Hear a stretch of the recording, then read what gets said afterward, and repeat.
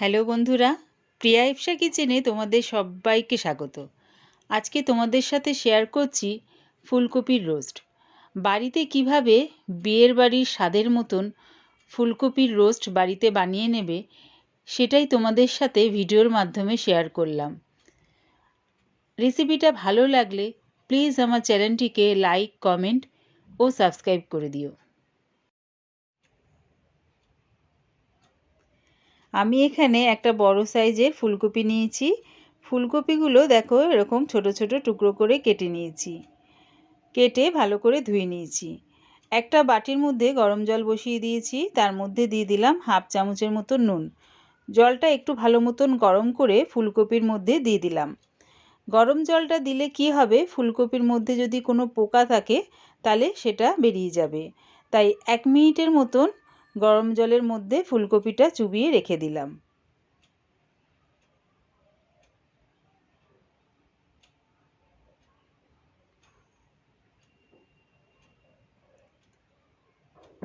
এবারে গ্যাসটাকে হাই ফ্লেমে করে একটা কড়া বসিয়ে দিয়েছি, তার মধ্যে দিয়ে দিলাম 4 চামচের মতন রিফাইন তেল।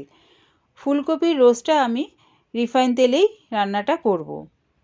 ফুলকপিটা দিয়ে একটু নাড়িয়ে চাড়িয়ে নেব। ফুলকপির মধ্যে কোনো রকম নুন বা হলুদ দিয়ে আমি ফুলকপিগুলো ভাজবো না।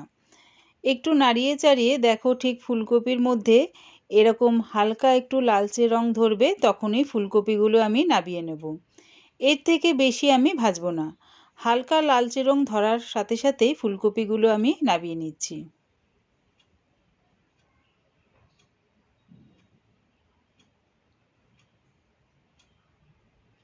আরও 3 চামচের মতন রিফাইন তেল দিয়ে দিলাম 1 চামচের মতন ঘি।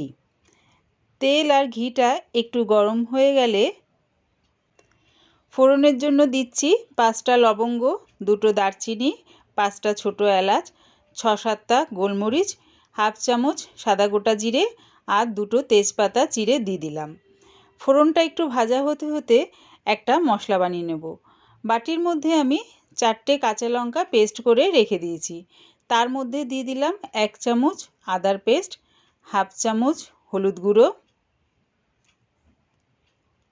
হাফ চামচ জিরের গুঁড়ো, হাফ চামচ ধনের গুঁড়ো আর দিলাম হাফ চামচ লঙ্কার গুঁড়ো। যে যেরকম ঝাল খাবে সেই অনুযায়ী লঙ্কার গুঁড়োটা ব্যবহার করো। আমি এখানে 4টে কাঁচা লঙ্কাও পেস্ট করে দিয়েছি। একটু জল দিয়ে একটা স্মুথ পেস্ট বানিয়ে নিলাম।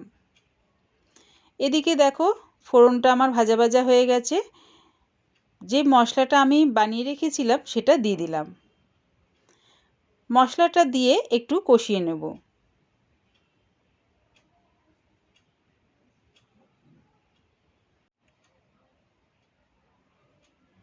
মশলাটা একটু কষিয়ে নিয়ে দিয়ে দিচ্ছি এর মধ্যে 3 চামচ টক দই। টক দইটা দিয়ে আবারও একটু কষিয়ে নিচ্ছি। এবারে দিয়ে দিলাম যে ফুলকপিগুলো ভেজে রেখেছিলাম সেটা দিয়ে দিলাম। ফুলকপিটা দিয়ে মশলার সাথে ভালো করে মিশিয়ে নেব।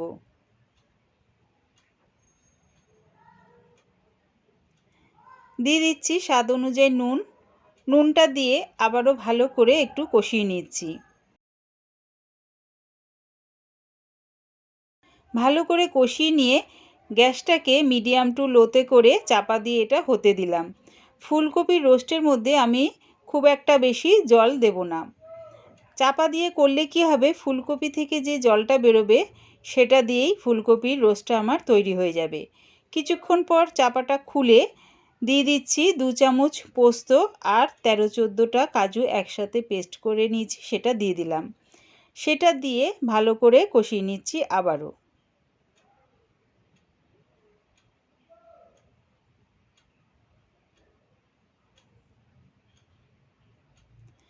কষিয়ে নিয়ে দিয়ে দিলাম মশলা ধোয়া জলটা। মশলা ধোয়া জলের মধ্যে আমি আরও হাফ কাপের মতন জল দিয়ে সেটা দিয়ে দিলাম। দিয়ে দিচ্ছি 3টে কাঁচা লঙ্কা। সব কিছু দিয়ে আবারও একটু নাড়িয়ে চাড়িয়ে দিচ্ছি। নাড়িয়ে চাড়িয়ে চাপা দিয়ে এটা হতে দিলাম। এইভাবে যদি পরপর মশলাগুলো দিয়ে ফুলকপির রোস্টটা বানানো যায় তাহলে স্বাদটা বেশ অন্যরকমই লাগে। কিছুক্ষণ পর চাপাটা খুলে আবারও একটু নাড়িচাড়ি দিচ্ছি। যেহেতু এর মধ্যে কাজু বাদাম আছে, পোস্ত আছে, তাহলে নিচে লেগে যাবার সম্ভাবনা থাকে। তাই কিছুক্ষণ পর চাপাটা খুলে আবারও একটু নাড়িয়ে চাড়িয়ে দেখে নিচ্ছি।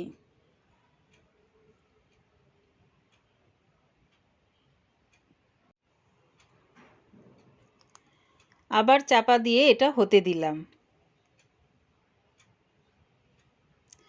আবার কিছুক্ষণ পর চাপাটা খুলে দেখে নিচ্ছি। দেখো একটু নাড়িয়ে চাড়িয়ে ফুলকপির ডাঁটিটা দেখো বেশ সেদ্ধ হয়ে গেছে। এবার দিয়ে দিলাম হাফ চামচ গরম মশলা গুঁড়ো।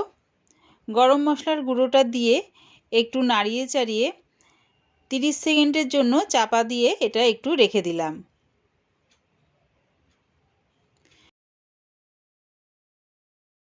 রেডি হয়ে গেছে আমার ফুলকপির রোস্ট। আমার এই ফুলকপির রোস্ট রেসিপিটা পুরো দেখার জন্যে প্রিয়া ইপসা কিচেনের থেকে তোমাদের সবাইকে অনেক ভালোবাসা রইল। আমার মতন করে বাড়িতে বানিয়ে দেখো কেমন হয়েছে কমেন্টের মাধ্যমে জানিও। প্লিজ আমার চ্যানেলটিকে সাবস্ক্রাইব করে দিও।